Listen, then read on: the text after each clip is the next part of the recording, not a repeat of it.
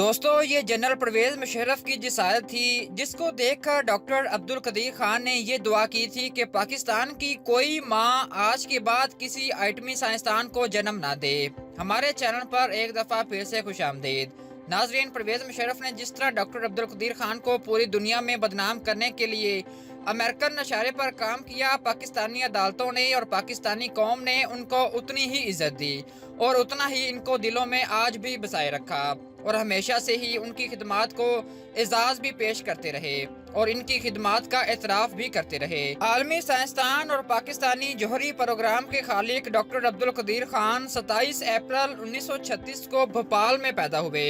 Doctor Abdul Qadeer Khan 7 बहन भाइयों में छठे नंबर पर थे। उनके वालिद अब्दुल गफूर एक हेड मास्टर थे जो अपने बच्चों और शागिर्दों को जदीद तालीम के साथ साथ इस्लामी नुक्ता नज़र से भी उनकी तरबियत पर खासी तवज्जो देते रहते थे। डॉक्टर अब्दुल कदीर खान को भी इत्तेदाल ही से पढ़ने पर बेहद रगबत थी। इसके साथ साथ उन्हें पतंगबाजी, हॉकी खेलने और तैराकी का भी शौक था। 1952 में डॉक्टर अब्दुल कदीर खान हिजरत करके पाकिस्तान आ गए और कराची के मोहल्ला शेर शाह में रहाइश इख्तियार की और एक गवर्नमेंट कॉलेज में FSC में दाखिला ले लिया। वो BSc के बाद महकमा पैमाना जात में बतौर इंस्पेक्टर भर्ती हुए। ज़माना तालिबे इल्मी में इन्होंने फिजिक्स के मजमून से बहुत लगाव रखा। सर्विस के 3 साल बाद इन्हें जर्मनी की टेक्निकल यूनिवर्सिटी में स्कॉलरशिप मिल गई और वो जर्मनी चले गए। 2 साल बाद इन्होंने टेक्निकल यूनिवर्सिटी डेल्फ्ट में दाखिला ले लिया और जून 1962 में फिजिक्स में मास्टर डिग्री हासिल की। इस दौरान इन्होंने एक डच खतून हैनी खान से शादी कर ली। 1962 में अब्दुल कदीर खान वतन वापस आ गए और पाकिस्तान स्टील मिल में मुलाजमत हासिल करने की कोशिश की, मगर इन्हें जॉब ना मिल सकी और वो वापस हॉलैंड चले गए। हॉलैंड से MSc टेक्नोलॉजी की डिग्री हासिल करने के बाद इन्होंने लंदन यूनिवर्सिटी बेल्जियम से PhD भी की। डॉक्टरेट करने के बाद इन्होंने हॉलैंड की एक फर्म FPO में मुलाजमत हासिल की। ये फर्म इन दिनों यूरोप के कई ममालिक के लिए मुश्तरका तौर पर यूरेनियम की अफसुर्दगी के प्लांट तैयार कर रही थी। नाज़रीन, जब डॉक्टर अब्दुल कदीर खान डॉक्टरेट की डिग्री हासिल कर रहे थे, इन्हीं दिनों सकूते मशरक़ी पाकिस्तान का अलमिया रोनमा हुआ। डॉक्टर साहब भी दूसरे पाकिस्तानियों की तरह शदीद सदमे से दो चार हुए और इनके अंदर मुल्क के लिए कुछ करने की लगन ने मजीद शिद्दत इख्तियार कर ली। इनकी खुशकिस्मती ये कि इन दिनों वो जिस कंपनी में मुलाजमत कर रहे थे वो बहुत ही हसास प्रोजेक्ट पर काम कर रही थी। डॉक्टर अब्दुल कदीर खान को ये प्रोजेक्ट बहुत ही करीब से देखने का मौका मिला।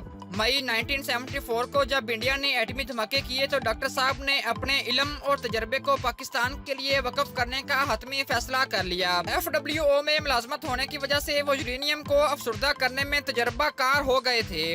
उन्हें यकीन था कि वो पाकिस्तान के लिए बहुत कुछ कर सकते हैं। 1975 को वो दोबारा पाकिस्तान आए और इन्होंने इस वक्त के हुकाम से कहा कि मैं मुल्क के लिए कुछ कर सकता हूँ, आप लोग मुझे मौका जरूर दें, मगर बात ना बन सकी और वो वापस हॉलैंड चले गए।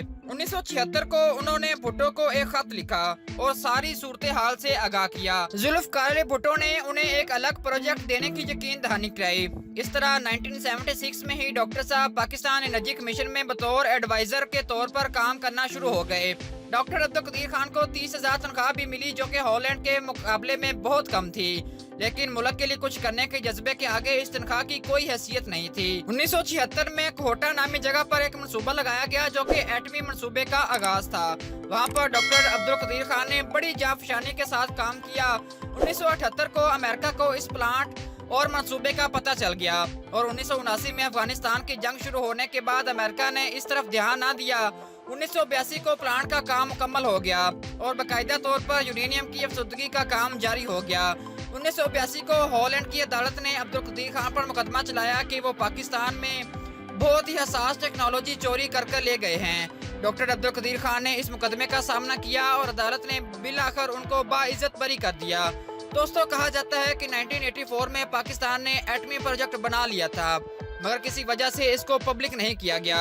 1990 को अब्दुल कदीर खान को हलाले इम्तियाज से नवाजा गया। जब 28 मई 1998 को पाकिस्तान ने चागी में एटमी धमाके किए तो पाकिस्तान दुनिया की 7वीं और इस्लामी पहली रियासत बनकर उभरा। डॉक्टर साहब की सर्विस 1996 में मुकम्मल होना थी, लेकिन पहले 3 साल बेनज़ीर ने और फिर 2 साल नवाज शरीफ ने तोसी की। 2001 में मुशर्रफ ने इनको रिटायर्ड करके अपना मशीर बना लिया। 2004 में इन पर इल्जामात लगे कि इन्होंने اسلامی ممالکوں خاص طور پر شمالی کوریا کو ایٹمی ٹیکنالوجی دی ہے۔ ان کو مشیر کے عہدے سے ہٹا دیا گیا اور ان کے خلاف مقدمے بھی چلے جو کہ بے فائدہ تھے۔ 2010 میں ہائی کورٹ نے ان کی نظر بندی ختم کر دی۔ 2012 کو انہوں نے تحریک تحفظ پاکستان کے نام سے ایک تحریک بنائی اور سیاست میں آ گئے، مگر کوئی کامیابی نہ مل سکی۔ اس لیے ڈاکٹر عبدالقدیر خان پوری قوم سے اور خاص طور پر حکمرانوں سے خاصی خفا تھے، اور جب انہوں نے وفات پائی اس وقت بھی وہ تنہائی کی زندگی گزار رہے تھے۔ اللہ ان کے درجات بلند کرے اور ان کو جنت الفردوس میں اعلیٰ مقام دے۔ دوستو، اگر آپ کو یہ ویڈیو پسند آئی ہو تو اسے اپنے دوستوں کے ساتھ لازمی شیئر کریں۔